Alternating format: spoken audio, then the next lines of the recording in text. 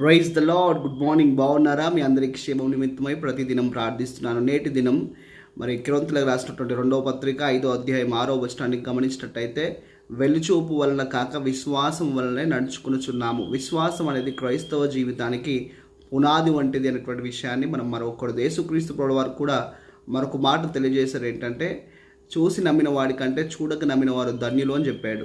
విశ్వాసం అనేది ఏంటి, దాని యొక్క ప్రాముఖ్యత ఏంటని మనం ఆలోచన చేసినప్పుడు, ఇహలోకంలో ఏదైనా మనం కొనుగోలు చేయాలి అంటే కరెన్సీ అనేది ప్రాముఖ్యమైనది. అలాగే పరలోకం నుంచి ప్రతి ఈవిని దేవుని దగ్గర నుంచి పొందుకోవాలంటే విశ్వాసం అనేది ఆ విధంగా మన జీవితంలో పనిచేస్తూ ఉంటుంది. మరి బైబిల్లోంచి ఒక ఉదాహరణ గమనించినట్టయితే, అబ్రహామును దేవుడు పిలిచినప్పుడు 75 సంవత్సరాల ప్రాయం కలిగినటువంటి అబ్రహాము దేవుడి మాటకు విశ్వసించి విదేశీ చొప్పున ముందుకు సాగాడు. తన జీవితంలో గర్భఫలము లేనప్పటికీ దేవుడు దాన్ని అనుగ్రహిస్తాడని నమ్మి విశ్వసించి ముందుకు సాగాడు.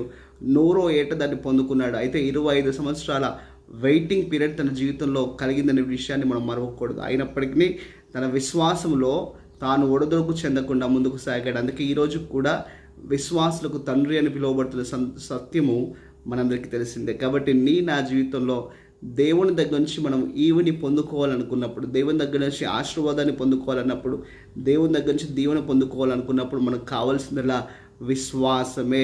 మరి ఆ విశ్వాసం ఎలా వృద్ధి పొందుతుంది అంటే, వినుట వలన విశ్వాసం కలుగునని వాక్యం అంటుంది.